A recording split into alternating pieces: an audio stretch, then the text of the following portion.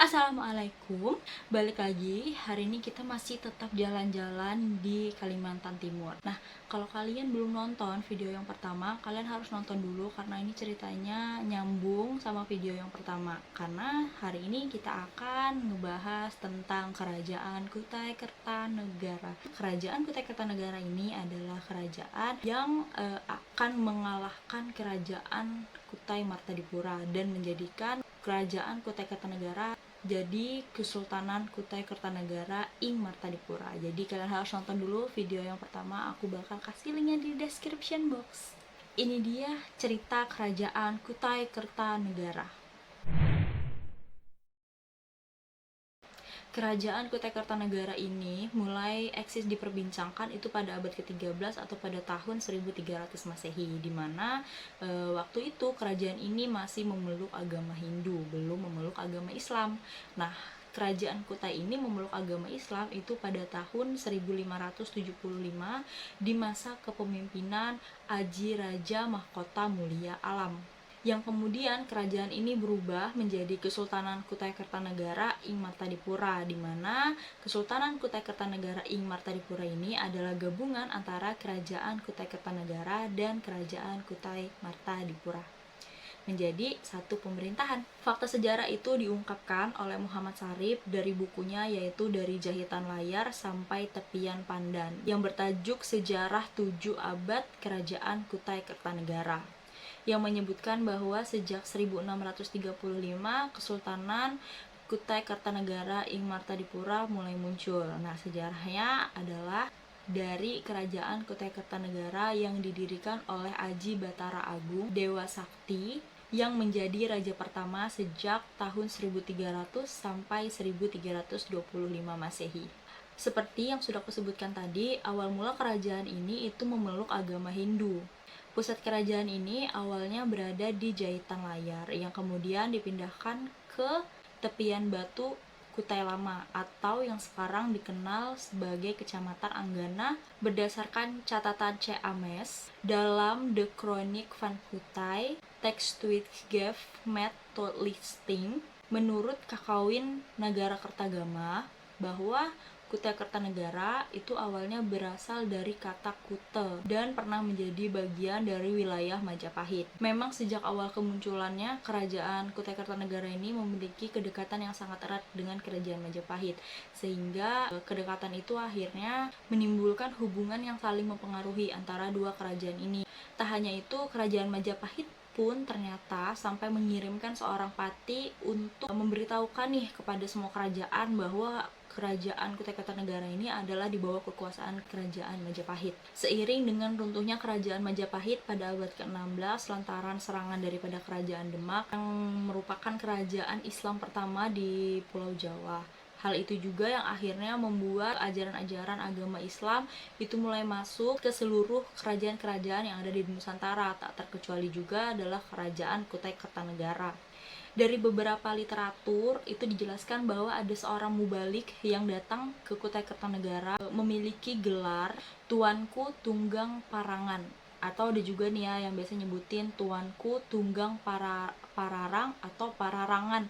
Jadi sebenarnya banyak banget istilahnya, tapi yang aku dapat dari hasil riset itu adalah Tuanku Tunggang Parangan. Dan beliau berhasil membujuk Raja Mahkota untuk memeluk agama Islam. Maka dari itu Raja Mahkota adalah raja pertama dari kerajaan Kutai Kertanegara yang memeluk agama Islam. Sebenarnya nih ada beberapa versi tentang nama asli dari Tuanku Tunggang Parangan ini. Yang aku dapat itu ada 3 versi. Nah, versi yang pertama, masyarakat setempat itu menyebut bahwa Tuanku Tunggang Parangan ini adalah Syekh Muhammad Al-Idrus atau biasa disebut dengan Dato Tiro. Versi yang kedua, menurut Matulada, bahwa Dato di Tiro ini adalah Abdul Jawad. Nah, di versi yang ketiga itu menurut Rabitah Alawiyah bahwa Tuanku Tunggang Parangan ini adalah Habib Hashim bin Musaya bin Yahya, seorang ulama yang datang dari negeri Matan yang sekarang lebih dikenal dengan sebutan Ketapang, yaitu daerah Kalimantan Barat. Jadi Dato di Tiro ini datang bersama 2 orang sahabatnya, yaitu Dato Ribandang yang berasal dari kota Tengah Kampar Riau, yang satunya lagi adalah Hatip Sulaiman Nah, mengenai asal-usul Tuanku Tunggang Parangan ini, beliau tuh berasal dari Minang. Nah, dimana beliau ini bersama dua orang sahabatnya pergi dulu nih ke Pulau Jawa untuk mempelajari agama-agama Islam. Karena di Pulau Jawa kan memang kerajaan Islam yang paling tua dan yang paling besar tuh pada waktu itu. Jadi mereka datang dulu ke Pulau Jawa untuk belajar agama-agama Islam. Kemudian mereka akhirnya menjalankan misi untuk menyebarluaskan ajaran Islam ini ke seluruh Nusantara, dan salah satunya adalah Kutai Kartanegara. Tetapi sebelum ke Kalimantan Timur, mereka pergi dulu nih ke Sulawesi Selatan. Setelah mereka bisa mengajak nih para raja-raja dan kerajaan-kerajaan di Sulawesi Selatan untuk memeluk agama Islam, akhirnya mereka kemudian pergi lagi ke Kalimantan untuk menyebarluaskan ajaran Islam di Kalimantan. Nah, Aji Raja Mahkota Mulia Alam ini adalah raja pertama yang akhirnya memeluk agama Islam pada saat itu, yaitu pada tahun 1575 Masehi. Nah, setelah itu datanglah pendakwa-pendakwa dari berbagai penjuru untuk semakin menyebarluaskan agama Islam ini di kerajaan Kutai Kartanegara. Menurut Hikayat Banjar dan Kota Waringin, sebenarnya kerajaan Kutai ini adalah salah satu kerajaan yang dijuluki tanah di atas angin, yang mengirim upeti kepada Maharaja Suryanata. Jadi Maharaja Suryanata itu adalah raja dari kerajaan Banjar pada saat itu. Jadi pada tahun 1620 itu kerajaan Kutai berada di bawah kekuasaan kerajaan Makassar. Tetapi pada tahun 1635 kerajaan Banjar itu bersekutulah dengan VOC nih pada waktu itu untuk menaklukkan kembali daerah kerajaan Pasir dan juga kerajaan Kutai, di mana pada saat itu Kesultanan Banjar ini ingin menaklukkan semua kerajaan yang ada di Kalimantan untuk melawan kerajaan Mataram, yang dimana kerajaan Mataram pada saat itu ingin menaklukkan seluruh kerajaan yang ada di Kalimantan.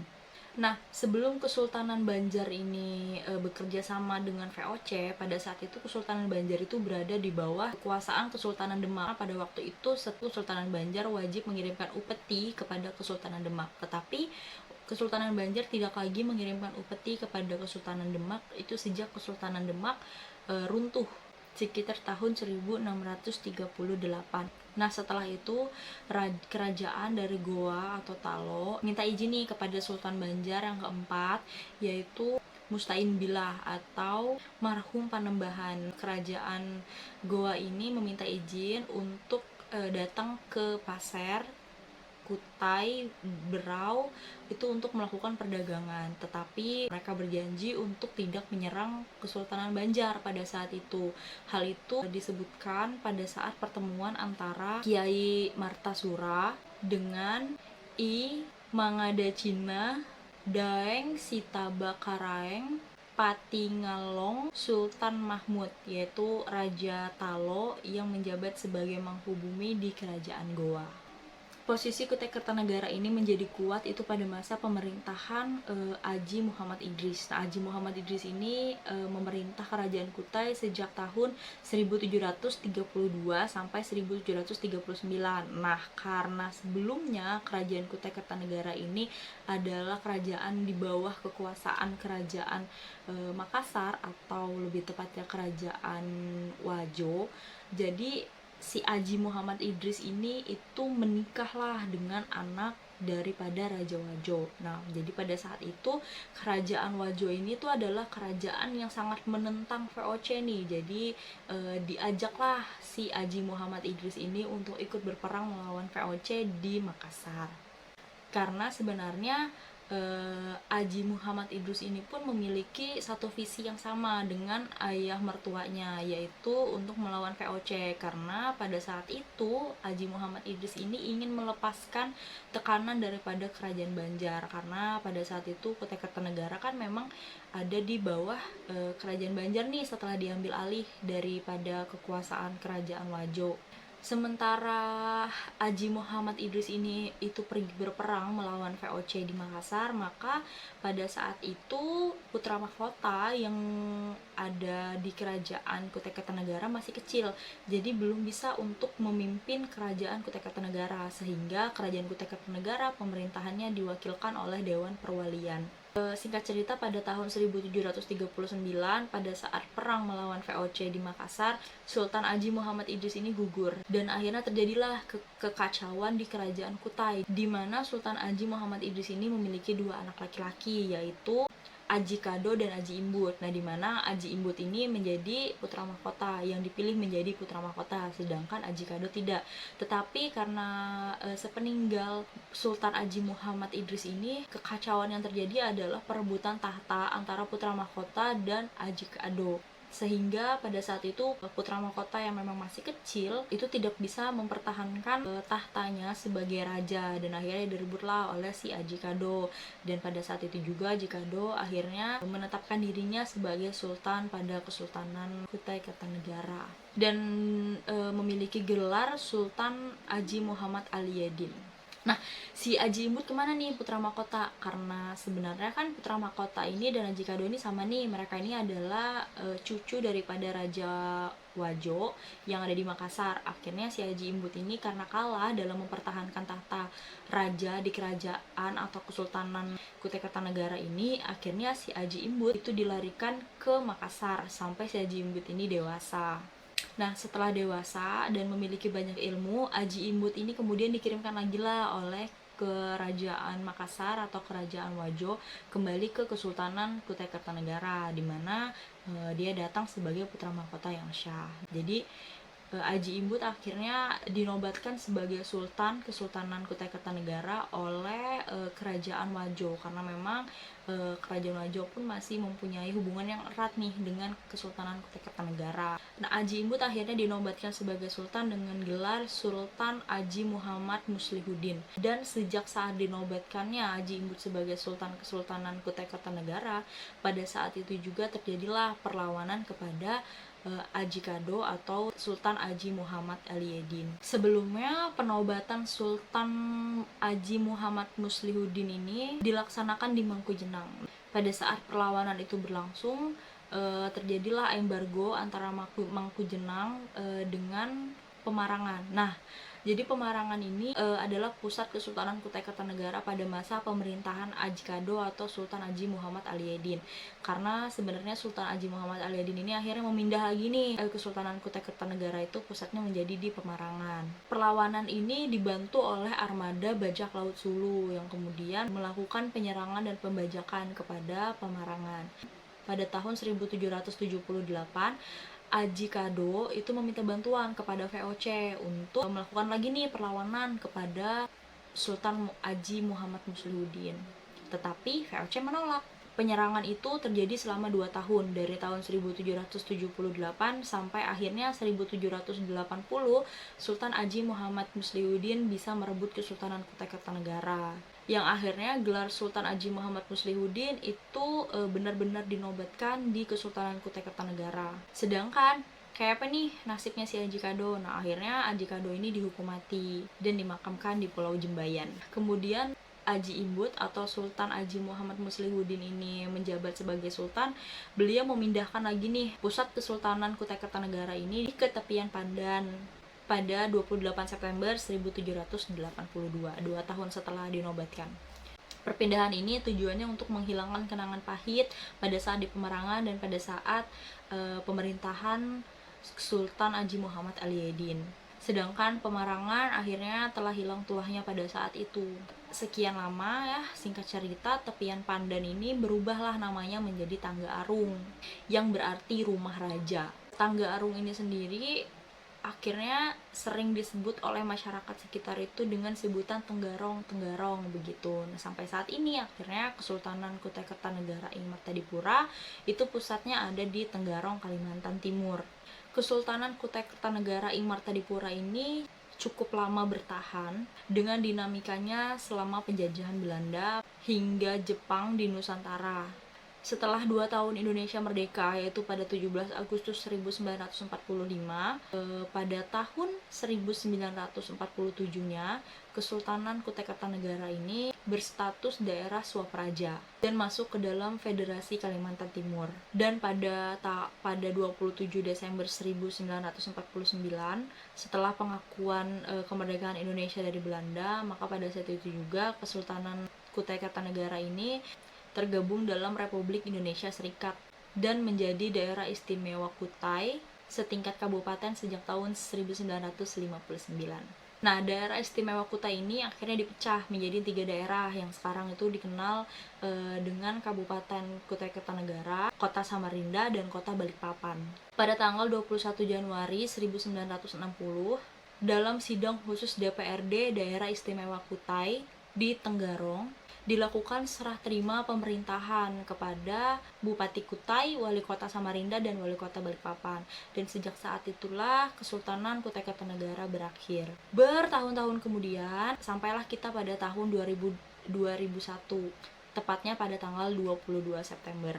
Kesultanan Kutai Kartanegara akhirnya bangkit kembali dan Aji Prabowo Anum Surya Adiningrat ditetapkan sebagai raja atau sultan yang bergelar Sultan Aji Muhammad Salehuddin II. Namun walaupun Kesultanan Kutai Kartanegara ini bangkit lagi, tetapi pada kerajaan-kerajaan lainnya ataupun kesultanan-kesultanan lainnya, Kesultanan Kutai Kartanegara pun tidak memiliki hak untuk berpolitik dan hanya menjadi bagian daripada Negara Kesatuan Republik Indonesia serta daerah wisata dan juga budaya. Nah, itu tadi sejarah kerajaan Kutai Kartanegara dan sampai juga ke Kesultanan Kutai Kartanegara ing Martadipura. Nah, ini aku akan ngasih tahu kalian peninggalan-peninggalan apa aja sih dari Kutai Kartanegara ataupun Kesultanan Kutai Kartanegara yang sekarang itu disimpan di 2 lokasi yang berbeda, yaitu di Museum Mula Warman yang ada di Kota Tenggarong dan juga ada di Monumen Nasional. Ada beberapa yang akan aku kasih tahu, tapi sebenarnya masih banyak lagi. Kalau kalian mau tahu apa aja, kalian bisa search, atau kalian yang tinggal di daerah Kutai Kartanegara ya dekat-dekat situ, kalian bisa datang aja langsung ke museumnya untuk ngeliat-ngeliat. Soalnya aku udah berapa kali kesana dan wah, keren banget sih emang. Nah, ini adalah beberapa, yaitu yang pertama adalah Ketopong Sultan Kutai. Ketopong itu adalah mahkota yang digunakan oleh Sultan Kutai. Nah, mahkota ini itu terbuat dari emas dengan berat 1,98 kg. Sekarang itu disimpan di Monumen Nasional dan ada replikannya di Museum Mula Warman. Ketopong Sultan ini itu ditemukan pada tahun 1890 di Muara Kaman, Kutai Kartanegara. Nah, mahkota ini pernah dipakai oleh Sultan Aji Muhammad Sulaiman pada tahun 1845 sampai 1899 dan juga pernah dikenakan oleh sultan lainnya. Selain terbuat dari emas, ketopong ini juga ada permata-permatanya, hiasan-hiasan permata gitu. Ketopong ini berbentuk mahkota. Ketopong ini berbentuk mahkota berunjungan. Nah, pada bagian depan itu berbentuk meru bertingkat, berhias motif spiral dan juga motif sulur. Dan pada bagian belakangnya itu terdapat hiasan berbentuk garuda mungkur dan juga motif bunga, burung, dan kijang. Nah, pada buku yang berjudul The Headhunter of Borneo menulis jika Sultan Aji Muhammad Sulaiman itu mempunyai 6-8 orang pengukir emas yang mengukir ketopong sultan ini. Yang kedua itu adalah kalung uncal. Kalung uncal itu terbuat dari emas yang bobotnya sekitar 170 gram yang berhiaskan liontin berelief kisah Ramayana. Kalung uncal ini digunakan oleh sultan dari Kesultanan Kutai Kartanegara itu mulai dari Kutai Martadipura dijajah sampai Kutai Martadipura ditaklukkan oleh Kerajaan Kutai Kartanegara. Dan kalung uncal ini itu hanya ada 2 di dunia, yaitu ada di India dan juga di Museum Mula Warman. Kalung ini bentuknya bulat, kemudian panjangnya sekitar 9 cm, terbuat dari bahan emas 18 karat. Pada kalung ini juga terdapat ukiran Dewi Sinta dan juga Dewa Rama yang sedang memanah babi. Selain itu juga terdapat 4 buah bulatan yang dimana 2 diantaranya dihiasi dengan batu permata. Kalung ini juga menjadi penentu sah atau tidaknya Sultan Kutai atau Raja Kutai itu diangkat atau dinobatkan. Ada 2 kali atau 2 waktu Raja Kutai menggunakan kalung ini. Yang pertama itu pada saat penobatan dan yang kedua itu pada saat pernikahan. Jadi sebenarnya tidak ada dan tidak boleh sembarang orang yang memakai kalung ini selain Sultan atau Raja Kutai Kartanegara. Saat kalung ini dikeluarkan itu ada beberapa prosesi yang harus dijalankan, yaitu pembacaan mantra dan juga membakar kemenyan.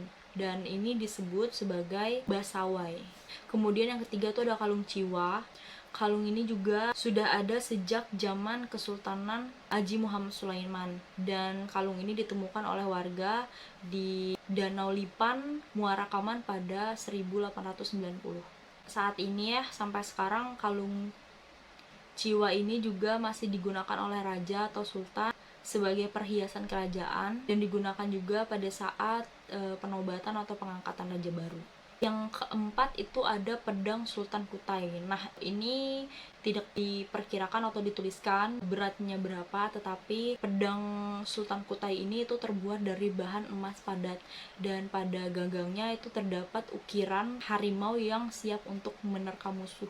Sedangkan pada ujung sarung pedang ini dihiasi oleh ukiran buaya. Nah, pada saat ini pedang ini ada di Monumen Nasional di Jakarta. Yang kelima itu ada kura-kura emas. Nah, kura-kura emas ini sebesar sekepalan tangan orang dewasa. Kura-kura emas ini sekarang ada dipajang di Museum Mula Warman di Tenggarong. Kura-kura emas ini sebagai persembahan dari pangeran yang berasal dari kerajaan Cina pada putri Sultan Kutai yang bernama Aji Bidara Putih. Keenam itu ada tali juwita. Tali juwita ini menggambarkan atau menyimbolkan 7 muara dan 3 aliran sungai, yaitu Sungai Kelinjau, Belayan, dan Kedang Pahu di Sungai Mahakam. Tali juwita ini dibuat dari 21 helai benang dan biasanya dipakai pada upacara bapelas.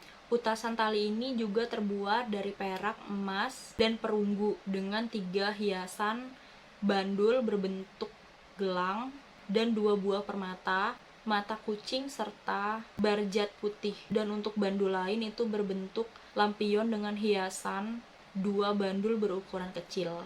Tali juwita ini berasal dari kata upavita, yaitu kalung yang diberikan untuk para raja. Kemudian masih ada beberapa peninggalan lagi yang lainnya, yaitu ada keris Bukit Kang, Kelambu Kuning, hingga Sana Sultan, Riam, keramik kuno Tiongkok, gamelan Gajah Prawoto, tombak kerajaan Majapahit, Arcabulus, dan masih banyak yang lainnya. Mungkin itu aja yang bisa aku sebutin. Nah, dengan berakhirnya informasi tentang peninggalan-peninggalan apa aja yang ditinggalkan oleh Kesultanan Kutai Kertanegara ini, maka pembahasan untuk Kesultanan Kutai Kertanegara itu cukup sampai di sini. Besok kita akan jalan-jalan kemana lagi ya? Stay tune terus di channel ini. Kalian akan aku ajak jalan-jalan keliling Nusantara untuk mengetahui sejarah-sejarah kerajaan yang ada di Nusantara. Terima kasih sudah nonton video ini. Jangan lupa like, subscribe, dan juga share ke teman-teman kalian. Jangan lupa kalian komentar apapun yang kalian ketahui tentang kerajaan Kutai Martadipura maupun Kesultanan Kutai Kertanegara ing Martadipura. Dan apabila aku ada salah penyebutan gelar, nama, ataupun kata, ataupun apapun itu, kalian boleh juga untuk koreksi di kolom komentar. Dan juga di sini kita bisa saling berbagi informasi buat kalian yang lebih banyak tahu informasi tentang Kesultanan Kutai Kertanegara. Dan kalian boleh juga request kerajaan mana lagi yang harus kita bahas sejarahnya di channel ini.